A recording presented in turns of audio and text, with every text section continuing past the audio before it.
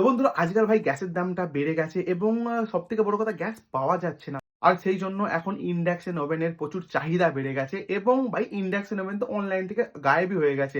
অনলাইনে যেখানে সার্চ করো ইন্ডাকশন ওভেন পাচ্ছ না। আর যদিও বা পেয়ে যাচ্ছ, তাও অনেক সমস্যার মধ্যে পড়ছে অনেকেই। কারণ এমন অনেক আছে যারা ইন্ডাকশন ওভেন ইউজ করে না। কিন্তু ভাই বাধ্য হয়ে তাদেরকে ইন্ডাকশন ওভেন কিনতে হচ্ছে এবং অনেকে হয়তো প্ল্যান করছে ভাই গ্যাসের দাম বেড়ে গেছে, একটু ইন্ডাকশন ওভেন কিনে নেওয়া দরকার।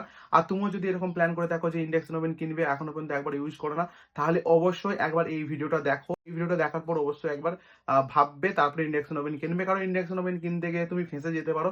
যে কারণে তুমি ইন্ডাকশন ওভেন তো কিনে নেবে, কিন্তু তার সঙ্গে অনেক সমস্যা এসে যাবে। দেখো বন্ধু, এই ভিডিওটা দেখার পর তোমার ইন্ডাকশন ওভেনের উপরে একটা ছোট আইডিয়া চলে আসবে, যে কারণে তুমি সহজে বুঝতে পারবে ভাই কোন ইন্ডাকশন ওভেনটা কেনা জরুরি। ওকে, তো দেখো বন্ধু, মার্কেটে দু রকম ইন্ডাকশন ওভেন পাওয়া যাবে। এক তো ইন্ডাকশন ওভেন যেমন তোমরা জানো, আর দ্বিতীয় হচ্ছে ইনফ্রারেড ইন্ডাকশন ওভেন। প্রথম কথা, এই যে ইনফ্রারেড ইন্ডাকশন ওভেন, এটাকে হাঁটাও ভাই, একে ভুল করেও কিনবে না। তুমি যদি এটা কিনে নাও ভাই, ফেঁসে যাবে, ফুল ফেঁসে যাবে।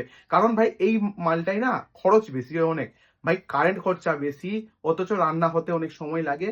ভাই এই মালটা তো একদমই কিনবে না। তুমি এই ধরনের মাল কিনতে পারো। এবার এই ধরনের মালের মধ্যে অনেক কিছু তফাৎ আছে, যেমন ভাই 1000 ওয়াট, 1500 ওয়াট, 2000 ওয়াট এরকম পাবে। মেন যেটা কেনা দরকার সেটা হচ্ছে একটা ভালো কোম্পানি দেখে কিনবে অবশ্যই, যেমন বাজাজ, প্রেস্টিজ বা এই ধরনের কিছু ভালো কোম্পানি কিনবে। একদম লোকাল ব্র্যান্ড কিনো না, কারণ এতে পড়ে যেয়ে সমস্যা হতে পারে। তো এবার ভালো কোম্পানির মধ্যে কত ওয়াটের কেনা দরকার দেখো।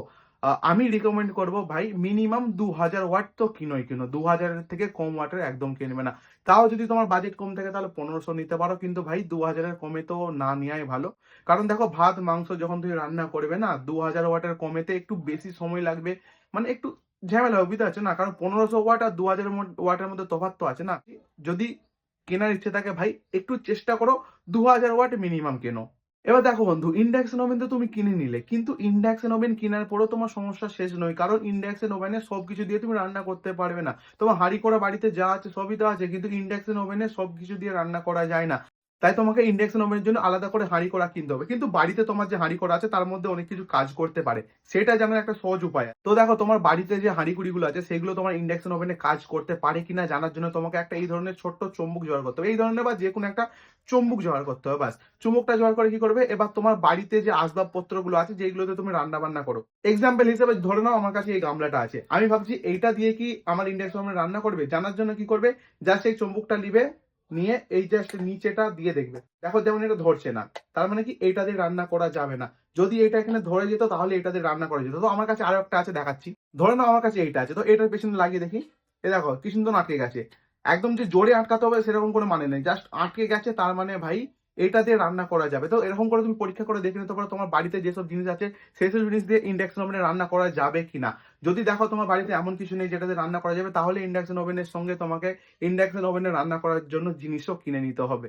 আর একটা কথা বলে দিই, ইন্ডাকশন ওভেন তুমি যদি কিনে থাকো 1500 ওয়াট বা 2000 ওয়াট যেমনই কিনে থাকো না কেন, নর্মাল তোমার যে বাড়িতে বোর্ড গুলো থাকে না, যেসব বোর্ডে তুমি চার্জার লাগিয়ে চার্জ দাও, এইসব করো, তো সেই সব বোর্ডেতে কিন্তু ইন্ডাকশন ওভেন চালানো যাবে না। চলবে কিন্তু ভাই সমস্যা হবে। তার জন্য তোমাকে আলাদা বোর্ড ইউজ করতে হবে। এটা তুমি কারেন্টের মিস্ত্রিকে বললে সে এসে লাগিয়ে দিয়ে চলে যাবে, কোনো সমস্যা নেই। আর ভাই প্রথম কথা দেখো, ইন্ডাকশন ওভেন হতে পারে 2000 ওয়াট, 2500 ওয়াট, দেখে মনে হতে পারে ভাই এত ওয়াট খাবে। কিন্তু ভাই সত্যি বলতে কি, গ্যাসের থেকে কম খরচা ইন্ডাকশন ওভেনে সবসময় হয়ে থাকে। আর বন্ধু এখন তো গ্যাসের দাম আরো বেড়ে গেছে, তার মানে আরো কম খরচা হবে।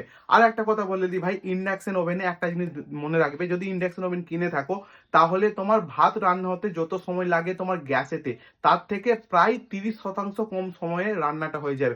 ধরে নাও কোনো একটা রান্না করতে তোমার 10 মিনিট সময় লাগে, সেইটা কিন্তু ইন্ডাকশন ওভেনে মাত্র 7 মিনিটের মধ্যে হয়ে যাবে। আর জল ফোটানোর ব্যাপার, চা করার ব্যাপার, ভাই চা ফুটতে 1 থেকে 2 কি 3 মিনিট সময় লাগে, তাই তো? ইন্ডাকশন ওভেনে 20 থেকে 30 সেকেন্ড, খুব বেশি হলে ভাই 50 সেকেন্ড বা 1 মিনিটের মধ্যে তোমার পুরো জল ফুটে যাবে। খুবই তাড়াতাড়ি রান্না হয়, আর অনেক ওয়াট হওয়া সত্ত্বেও কিন্তু ইন্ডাকশন ওভেনে তোমার গ্যাসের থেকে অনেক কম খরচায় হয়ে যায়। তোমার যদি এটা বিশ্বাস না হয়, তুমি গুগলকে জিজ্ঞেস করে দেখে নিতে পারো। তো বন্ধুরা, আশা করছি তোমাকে ইন্ডাকশন ওভেনের ব্যাপারে কিছুটা হলেও বুঝাতে পেরেছি। যদি কিছুটা হলেও বুঝে থাকো, অবশ্যই ভাই লাইক করো আর কমেন্টে তোমার ফিডব্যাক দিয়ে জানাও। আর ভাই তোমার কিছু এই ব্যাপারে প্রশ্ন থাকলে অবশ্যই কমেন্টে জানাও, আমি সেটা রিপ্লাই দেওয়ার চেষ্টা করব। তো বাস, আজকের মতো এতটা, দেখা হচ্ছে পরের ভিডিওতে। টাটা।